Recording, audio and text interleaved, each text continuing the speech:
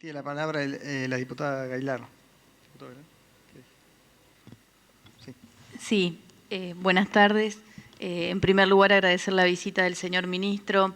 Y bueno, me parece que todos coincidimos en que los buitres son piratas del asfalto y que Griesa es tan o más pirata del asfalto que los buitres y que le vamos a pagar el 100% de una sentencia emitida por un pirata del asfalto.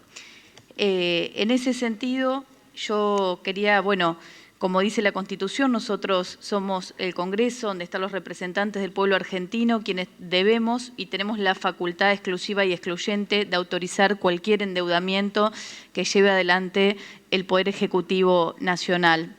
Y en ese sentido, marcarle algunas cuestiones del proyecto, del borrador de proyecto, porque en realidad el proyecto hasta ayer a la noche no había ingresado formalmente por la mesa de entrada de esta Cámara.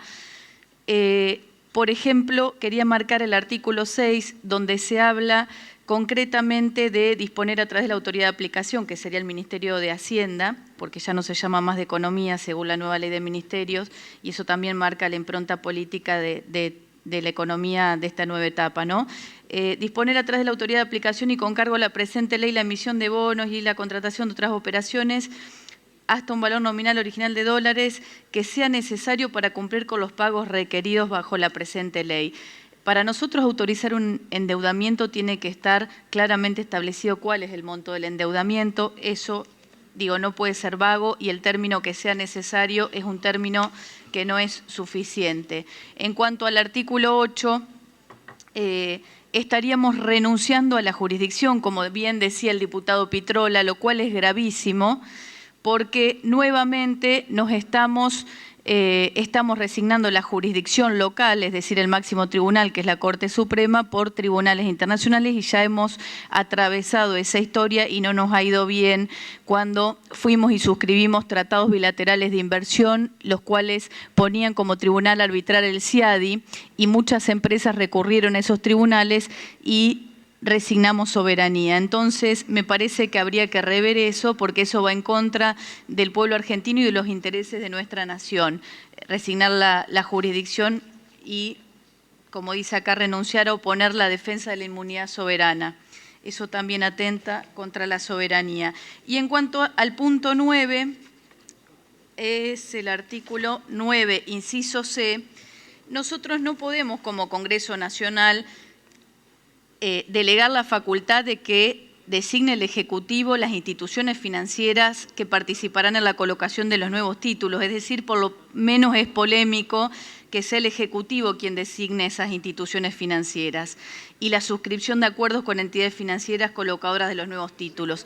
¿Y por qué digo polémico? Porque si hay alguien que representa al pueblo de la Nación Argentina es este Congreso a través del pueblo de sus representantes, entonces los términos de esta ley que autorice el endeudamiento tienen que ser claros, precisos y los montos tienen que estar claramente determinados.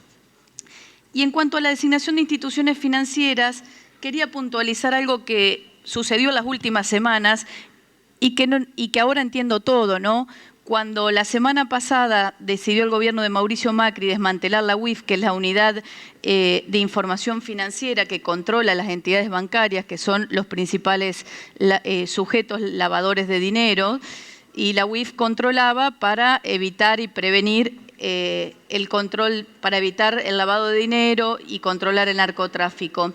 Y se ha puesto y se ha designado, nosotros impugnamos esa designación por las incompatibilidades del caso, a la doctora Talerico, que era abogada de un banco que no casualmente es el banco que está dentro de los que le prestaron dinero, estos 5.000 millones de dólares, que es el préstamo que contrajo el gobierno de Mauricio Macri. Uno de los bancos es el HSBC.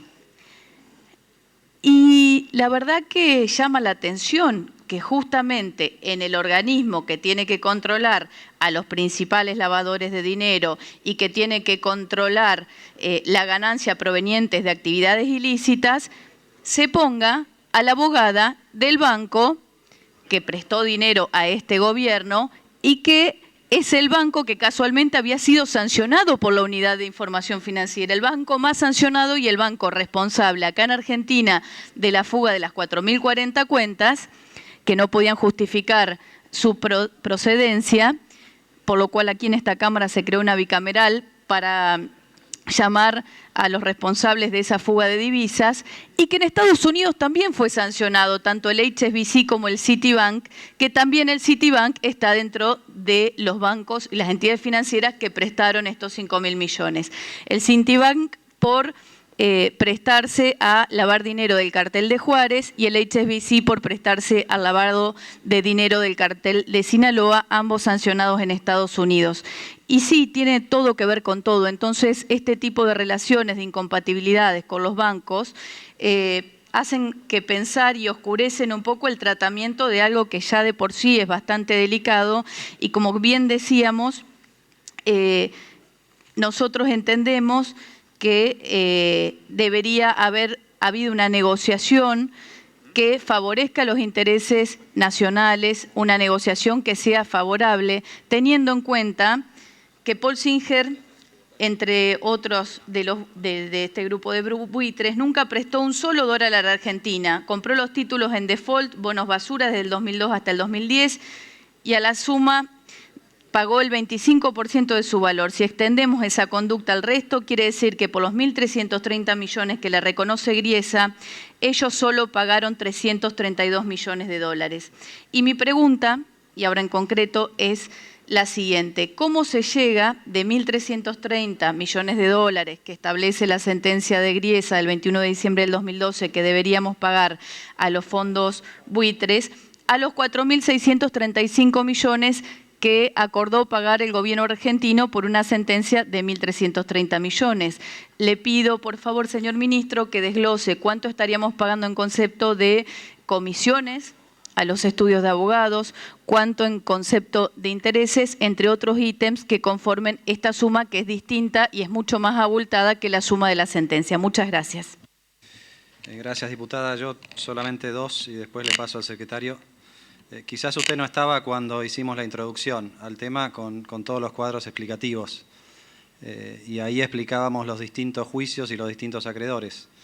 La sentencia que usted menciona no es una sentencia por 1.300, sino que ya tenía un valor de 1.900, y eso es parte de un grupo de acreedores más amplio que excede a NML, que accionaron por casi 9.000 millones de dólares. El pago de 4.400 se refiere a esos 9.000 y no se refiere a los 1.300. Yo entiendo que es compleja la madeja de los distintos acreedores, jurisdicciones, bonos y demás. Por eso es tan importante que nos escuchemos cuando hablamos y cuando traemos los números, ¿no? Bueno, de eso se trata nuestra comparecencia acá.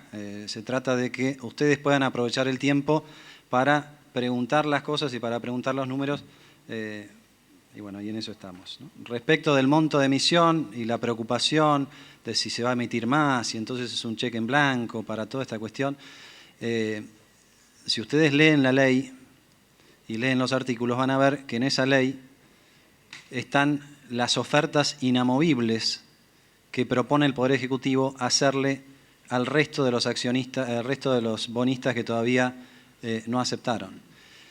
Si el Congreso aprueba esta ley, va a aprobarla con los parámetros de esa oferta.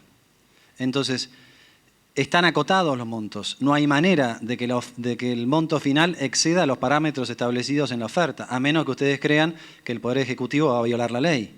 Entonces, yo entiendo la preocupación respecto de que el monto está indeterminado, pero está indeterminado, aunque acotado, el tamaño de algunos juicios y de algunos litigantes que no sabemos si van o no a aparecer.